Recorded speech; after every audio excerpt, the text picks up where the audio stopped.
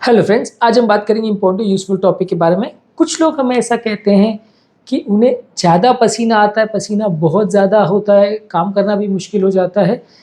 Normal अगर वातावरण है या थोड़ा ठंड का भी अगर वातावरण है, तो भी उनको थोड़ा ज़्यादा पसीना आता है, जितना नॉर्मल एक्सपेक्टेड है उससे ज़्यादा आता है। तो आज डिस्कस करेंगे इसके क्या कारण हो सकते हैं। ऑब्वियसली अगर हम कारण को समझ सकेंगे तो बीमारी को समझ सकेंगे, तो उसको मैनेज करना ज़्यादा ईजी होगा, उसके निवारण को समझ सकेंगे।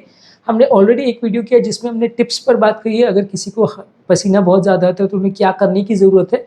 आज हम बात करेंगे इसके कारण या कॉजेस क्या होते हैं। टॉपिक पर जाने से पहले जो लोग हमारे चैनल पर नए हैं उन्हें रिक्वेस्ट करूँगा कि चैनल को सब्सक्राइब करके हमें इंस्पायर और मोटिवेट करें, वीडियोज़ को ज़्यादा से ज़्यादा लाइक और शेयर करें। सबसे पहला होता है हाइपरहाइड्रोसिस बोलते हैं इसको। अगर ज़्यादा पसीना आने वाली प्रॉब्लम को, ये होती है दो तरह की, एक प्राइमरी हाइपरहाइड्रोसिस और एक होता है सेकेंडरी हाइपरहाइड्रोसिस। प्राइमरी हाइपरहाइड्रोसिस का मतलब ये है कि बिना किसी कारण के किसी पर्टिकुलर जगह पे बिना कोई वजह के स्वेटिंग बहुत ज़्यादा होती है, या तो हाथों में होती है या पाँव में होती है, अंडर आर्म्स पे या फेस पे बहुत ज़्यादा स्वेटिंग बिना किसी कारण के अगर होती है तो उसको प्राइमरी हाइपरहाइड्रोसिस बोलते हैं।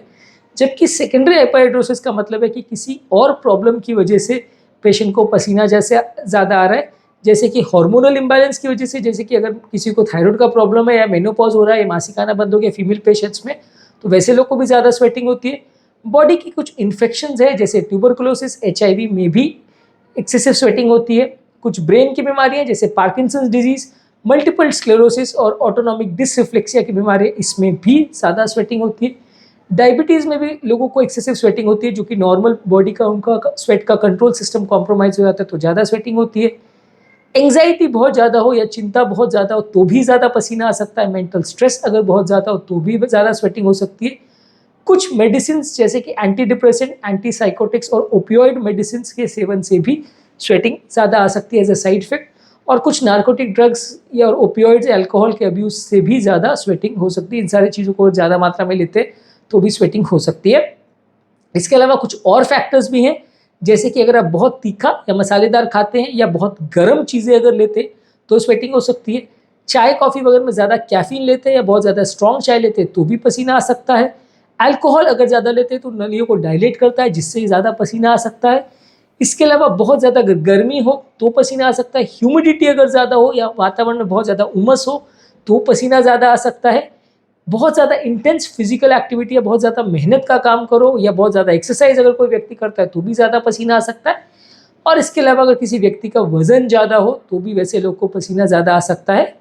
कुछ और बीमारियां जैसे अगर किसी का थायराइड ज़्यादा हो तो एक्सेसिव थायराइड ग्लैंड की वजह से बॉडी का बेसल मेटाबॉलिक रेट बढ़ जाता है, तो इसकी वजह से भी ज़्यादा स्वेटिंग हो सकती है। कुछ कैंसर्स हैं जैसे कि लिम्फोमा और ल्यूकेमिया, जो ब्लड के कैंसर्स होते हैं, ये भी इनके सिस्टमिक साइड इफेक्ट्स की वजह से थोड़ा सा लोगों को पसीना ज़्यादा आ सकता है। कुछ मेडिकल डिसऑर्डर्स में जैसे कि फियोक्रोमोसाइटोमा है या एड्रिनल ग्लैंड का ट्यूमर्स है, इसमें बॉडी में स्ट्रेस हार्मोन ज़्यादा बनते हैं। थायराइड हार्मोन्स भी ज़्यादा बन सकते हैं कुछ ट्यूमर्स की वजह से, जिससे भी ज़्यादा पसीना आ सकता है। ये मेटाबॉलिक हार्मोन्स को एक्टिवेट करने वाले ट्यूमर्स हैं, रेयर होते हैं, कम केसेस में देखने को मिलते हैं, पर ये ज़्यादा पसीना कर सकते हैं। कुछ ऑटो इम्यून बीमारियां जिसमें सिस्टमिक लूपस एरिथमेटोसिस, रूमेटॉइड आर्थराइटिस, ये बीमारियां ऐसी है जो बॉडी में एंटीबॉडी बनाती है, जिसमें बॉडी के अपने सेल्स के खिलाफ एंटीबॉडी बनने लगता है, तो इनकी वजह से भी ज़्यादा पसीना आ सकता है। कुछ ब्रेन की बीमारियां जैसे ब्रेन में अगर लकवा हो जाए, स्पाइनल कॉर्ड में अगर इंजरी हो जाए और कुछ न्यूरोपैथिक डिसऑर्डर्स अगर हो तो भी ज़्यादा पसीना आ सकता है। कुछ लंबे समय से चढ़ने वाले इन्फेक्शंस जैसे कि ट्यूबरकुलोसिस, एंडोकार्डाइटिस और हड्डियों में होने वाला इन्फेक्शन यानी ऑस्टियोमाइलाइटिस, इसमें भी लोगों को एक्सेसिव स्वेटिंग सिम्टम के कारण एक सिम्टम हो सकता है। तो इसमें से जो भी हमने कारण डिस्कस किए, एक प्राइमरी हाइपरहाइड्रोसिस तो हो गया जिसमें कि कोई कारण नहीं है, बिना कारण के हो सकता है। सेकेंडरी हाइपरहाइड्रोसिस अनकॉमन चीज़ें हैं, लेकिन हार्मोनल प्रॉब्लम्स हो, इन्फेक्शंस हो, कोई ब्रेन रिलेटेड प्रॉब्लम हो, एंग्जाइटी स्ट्रेस की वजह से हो, चाय कॉफ़ी या अल्कोहल की वजह से हो, वजन ज़्यादा हो तो हो सकता है, कुछ ट्यूमर्स की वजह से हो सकता है, कुछ ऑटो इम्यून या infection related antibody related problem जैसे कि सिस्टमिक लूपस एरिथमेटोसिस वगैरह में हो सकता है।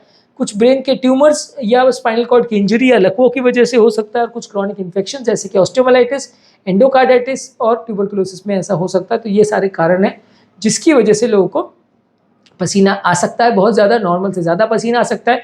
तो आज के टॉपिक में हमने बात करी कौन कौन से पेशेंट्स को किन किन कारणों की वजह से बहुत एक्सेसिव स्वेटिंग हो सकती है।